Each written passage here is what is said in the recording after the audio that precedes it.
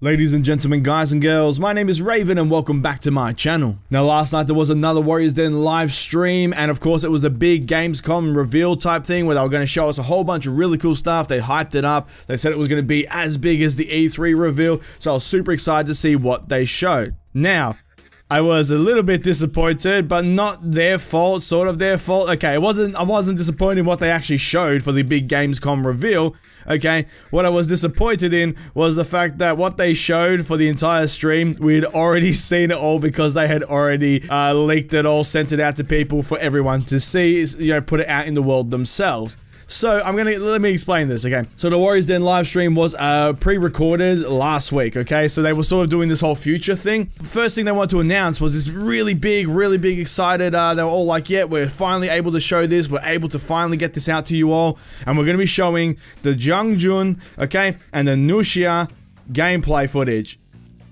We've already seen that. You sent it out to Fighting Cowboy and IGN, and they already sent it out into the world way before this stream. So yep, we'd seen it, we know about it, and then the next one they're like, we're really excited to show and finally showcase the arcade mode, and they put that out. Yeah, we've seen that. I'm like, okay, yep, we've already seen that stuff, that's fine. They got more stuff for us, and then they were really excited to announce that on Steam For Honor is now free. We already know that. Yep, I'd already covered that. So I'm like, okay, they recorded it last week, it's completely fine, they'll have more to make this as big as E3, and that's what I was really hitting on. They said it was going to be as big as E3. Now, mind you, at E3, the reveal, we got the announcement of an entire brand new faction, okay, we finally got to see what they were, which was the Wulin Chinese faction. We got the announcement of the Breach mode. We got the announcement of the arcade mode. They didn't show it off completely, but they told us that it was coming. That stuff was pretty damn big. That stuff was pretty hype, okay? So I'm like, okay, what else do they have? So I was sitting there, I was waiting, I was watching, and that is about it. They went into the gameplay, they showed it off, which was cool because we got to pick up some new information about the Jiang Jun and Nuxia's gameplay, so that's really cool, which I'll be going over that in a minute. But overall, yeah, that's pretty much all they showed. Now, it wasn't as big as E3, I'll have to say that, but at the same time, it was pretty cool, and it would have been awesome and hyped if they didn't already send out it all to everyone and put it all out into the world before the stream even went live, or, you know, before we got to watch it. Overall, it was kind of funny, but they did let some details slip out, which I'm gonna get into, so let's go over that. But apart from that, there wasn't much new stuff shown. I was really fucking hoping and expecting, okay, for them to show off some of the new armor we know is coming in Season 8. I was expecting that. I was expecting them to show off maybe a preview where all the previous heroes in the game can now, like, you know, take their helmets off, like all the brand new heroes have their faces showing. Maybe we could show the faces of, like, the Peacekeeper, the Lawbringer, Ward, and so on and so forth, like the trailer. I was hoping maybe something like that would just, you know, little things like that would help bring it up. Maybe a surprise game mode, I don't know. Just the fact they said it was going to be as big as E3 really had my brain spinning and ticking here. But yeah, unfortunately, we didn't get shown all that. But let's dive into the cool details that we do have. So first of all, you can pick up the Starter Edition of For Honor for free on PC and Xbox. So you can get it off Steam for free right now until the 27th of August. And of course, you can grab it on Xbox if you have Gold membership for free until September the 15th. And speaking on that, because I know a bunch of people didn't see my video I put out, on PC on Steam, For Honor has hit over 200,000 concurrent players, which is really fucking cool. Let's hope some of them stay. We need fresh meat. In fact, I'm gonna splice in a little gif here of something I think you all like. Looks like meat back on the menu, boys.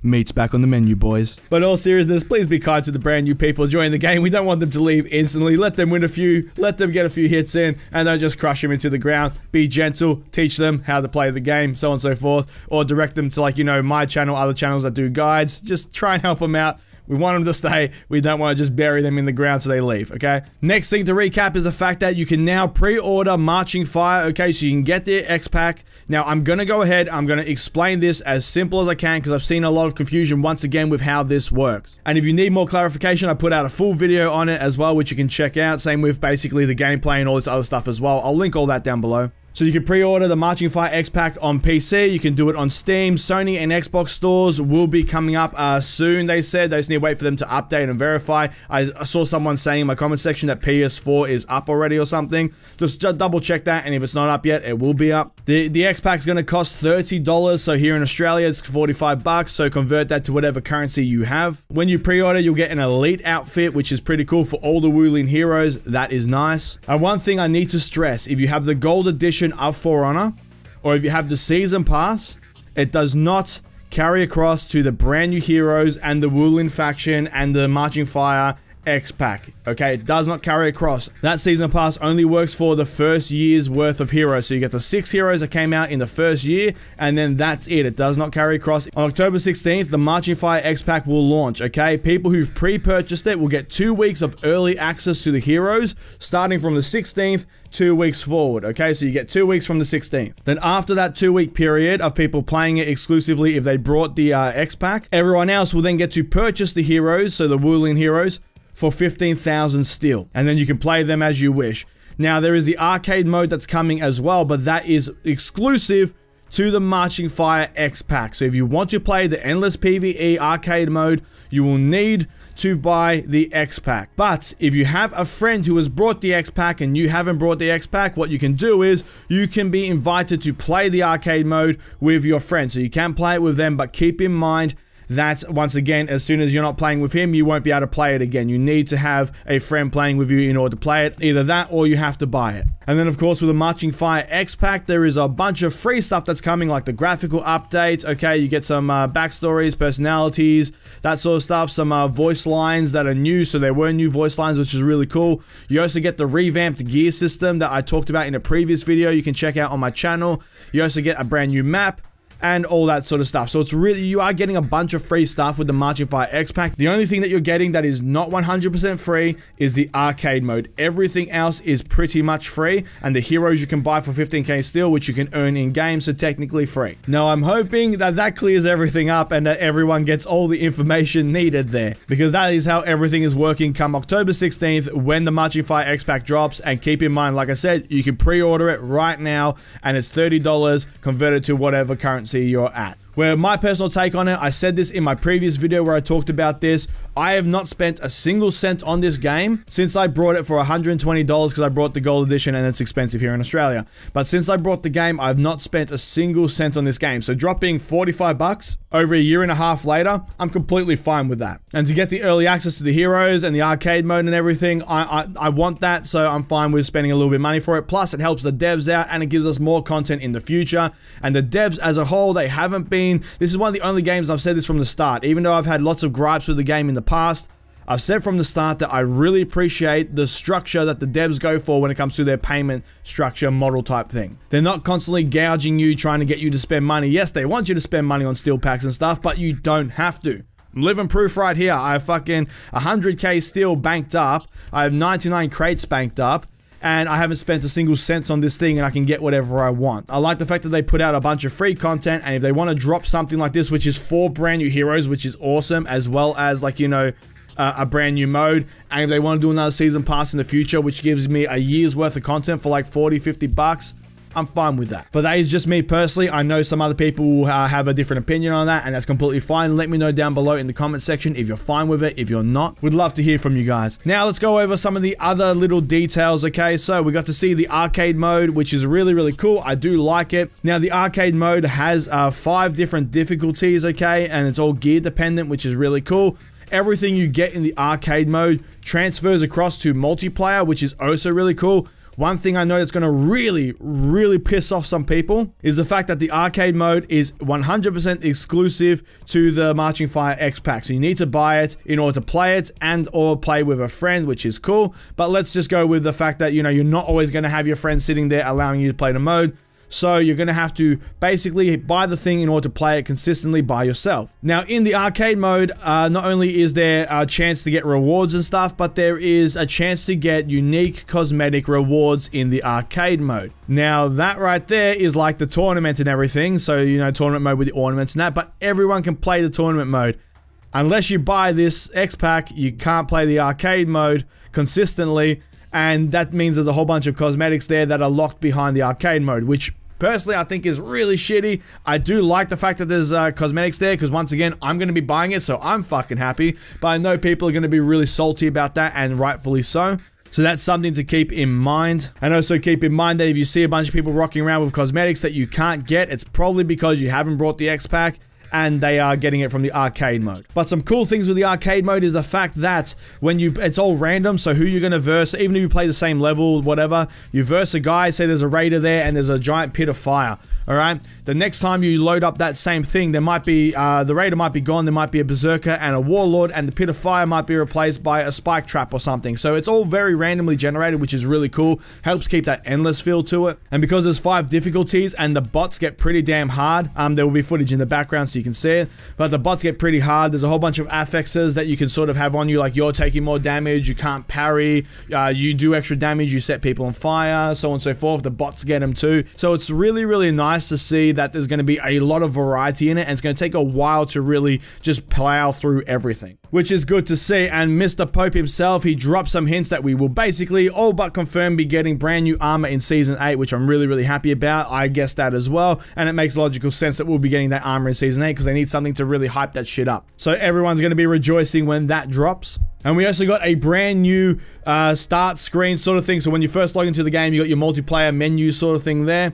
And they have a brand new screen where it showcases the heroes. They're standing there like Overwatch and they're doing their little animations and stuff. It's really, really cool. I really like it. I can't wait to see the final product of it. It's basically the whole menu's just getting a revamp, which is nice. And now we got on to the last little bits of information, which was the Jiang Jun and the Nuxia. Now, they showed off some of their armor and that sort of stuff, which once again I'll be showing in the background. It's pretty cool, I like it. And they also went more in depth in their gameplay. Like I said, I've already seen all their movesets, I've already covered all that, I've already given my opinion on all that. So if you want to see that video of me giving my opinion on their gameplay, their play styles, all that sort of stuff, links down below in the comment section, check it out. But some little interesting news that we did get was the Nuxia basically plays exactly the same as what her thing was, so there's nothing really new there that we got from her. My personal feeling on it is that she, unless people manage to get that trap mechanic down pat, okay, she's going to be the most lackluster one out of all 4 of the brand new heroes, because she seems okay. She doesn't seem like she's going to be a powerhouse compared to the rest of them. Everyone else, apart from the Nuxia, look like they're gonna freaking destroy everyone, and they look a little bit like, you know, they look very, very strong. She looks a bit underwhelming comparatively, unless the trap mechanic you can start pulling off successfully and without effort, and then you just start dropping people to the ground and stabbing them a whole bunch. We'll have to wait and see on that. But with the Jiang Jun, we got some cool information on him, and the fact is that I didn't know this before, but you can do your side dodge heavy, and you can cancel that with a quick light attack as well. So he's basically got the same thing as a Tiandi, which is really, really cool to see. On top of that, they revealed that he has his freaking kick, okay? So he does this thing where you go for a heavy attack and you can cancel that into, he does like this low kick jab thing, which is really, really cool, and you can follow that up with a light attack. It's a good way to open people up, which is awesome, so you don't have to throw out heavies, which is a really cool thing to see. And yes, they said that he was based off Guan Yu, and of course Guan Yu in Chinese culture and everything is basically considered a god, which is awesome. And they showed off in action the fact that you can go into Sifu stance, okay, while you're out of stamina, which regenerates your stamina crazy fast. They have the fact that after every single move, once again, like I said in my previous video, after you throw a move out and you recover, you can basically, during that recovery period, you can do Sifu stance where you jump backwards, which has dodge properties, and on top of that, you regen a whole bunch of stamina, and you can do it when, like, you know, you're throwing an attack out in the startup period. So there's like, he's insane. The Guan Yu, the Jiang Jun, whatever you want to call him, he's going to be crazy as fuck. Because that Sifu stance basically just keeps his stamina constantly regen. He will never run out of stamina if you keep throwing that in there. It's a way to basically just feint any of your moves. It's a way to feint your own recovery periods and get stamina back. It has dodge properties. He has that kick, which is good for opening people up. He can do his side dodge heavy, which has extended dodge properties, and you can also cancel it with a light attack, which, by the way, if I'm dodging and I'm attacking from the right, okay, and I hit that light attack, it will come out from the opposite side. So it's got the Kensei sort of thing going on there. It's insane. He's going to be crazy. I love him. And plus, when you parry people, you get to choke them. And the cool thing about the choke is the parry drains a shitload of stamina. The choke itself drains a shitload of stamina. And if they've thrown out a couple of attacks, you get one parry off, you choke them, they're going to be out of stamina, which means you throw them on the ground, you get to follow that up with a heavy attack, which is freaking insane. Plus, you can also go for the whole parry and then hit them with a zone unblockable attack as well. And all of his moves are like zone attacks. So if I go for a strike where I hit someone, normally instead of it just hitting them, it will hit everyone that's nearby, which is awesome as well. This guy is just a dream. I am strongly looking forward to running around the battlefield as Mr. Grandpa, okay, Jiang Jun, and I'm going to be choking people out all day long. The Choke Me Grandpa memes are going to be everywhere, and he's going to be awesome. Currently, I'm really excited for him. I'm really excited for the Shaolin. I'm also excited for the Tiandi, not so much for the Nuxia now, but at the same time, I think the other three are going to be stupidly strong, and we're going to have to wait and see how everyone adapts to them, how everyone learns their moves and everything, and what stuff people come up with. But that was it, and that was everything covered. Hopefully, a lot of stuff has been explained. Hopefully, everyone knows what's going on with the Marching Fire pre-order. Everyone knows what's happening on the 16th when the Marching Fire X-Pack drops, and everyone knows the deal with the arcade mode. Even with a stream where we've seen it all, there was still a lot to talk about. But that is the end of the video, guys, so thank you so much for watching. If you liked the video, please give it a thumbs up, leave a comment down below, and let me know your thoughts. I love reading and replying to all your comments down below.